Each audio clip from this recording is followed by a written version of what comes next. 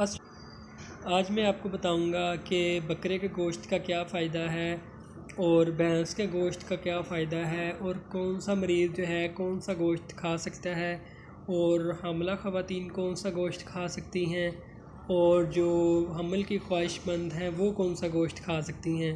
तो उससे पहले अगर आपने चैनल को सब्सक्राइब नहीं किया तो सब्सक्राइब कर लें ताकि आपको हेल्थ से रिलेटेड अच्छी अच्छी वीडियोज़ मिलती रहें।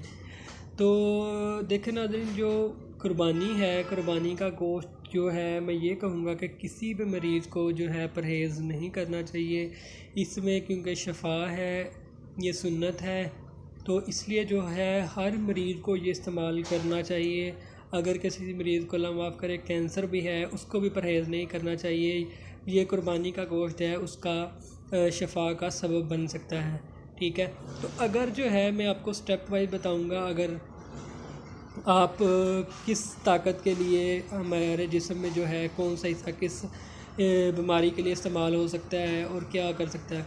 अगर तो आपको नज़र की कमज़ोरी है, दिमागी कमज़ोरी है, तो फिर आप जो है बकरे का जो है मगज़ इस्तेमाल करें, उसकी सीरी जो होती है उसका अरक निकाल के वो इस्तेमाल करें।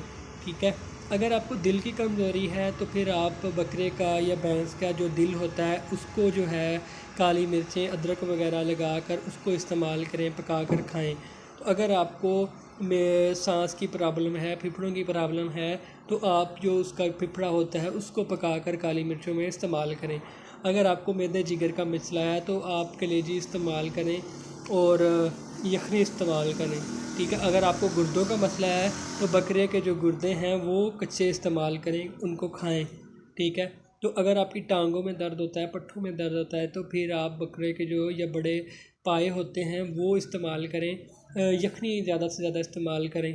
तो अगर आपको वैसे जिस्मानी कमज़ोरी है, चक्कर आते हैं, जिस्म दर्द होता है, तो आप बकरे के गोश्त की यखनी इस्तेमाल करें, तो आपको बहुत फ़ायदा होगा। तो हामला ख़वातीन जो हैं बकरे का गोश्त की यखनी भी इस्तेमाल कर सकते हैं, गोश्त भी इस्तेमाल कर सकती हैं। तो उनको इस चीज़ का ख्याल रखना है कि ज़्यादा मकदार में इस्तेमाल नहीं करना, क्योंकि इससे जो है पेट में गैस हो जाती है, देर से हज़म होता है, तो इससे फिर उनको दिल ख़राब, उल्टी, पेट दर्द हो सकता है। तो इसलिए वक्फे वक्फे से थोड़ा थोड़ा इस्तेमाल करें। तो जिनको जो लोग मतलब ख्वाहिशमंद हैं, हमल की ख्वाहिशमंद है, जिनको पीरियड्स प्रॉब्लम रहती हैं, तो उनको बड़ा गोश्त जो है खाना चाहिए, बकरे का भी खाना चाहिए। ज़्यादातर जो है ना उनको बड़ा गोश्त खाना चाहिए, उसकी यखनी भी इस्तेमाल करनी चाहिए, काली मिर्चें अदरक डालकर, और वैसे भी इस्तेमाल करना चाहिए। तो इंशाल्लाह उनको हमल भी हो जाएगा।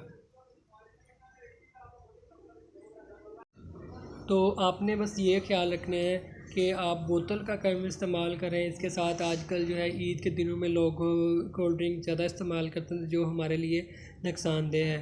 ठीक है, थोड़ा थोड़ा इस्तेमाल करें, वक्फे से इस्तेमाल करें, तो इंशाल्लाह आपको कोई भी बीमारी हो आपके लिए कुर्बानी का गोश्त फ़ायदेमंद होगा।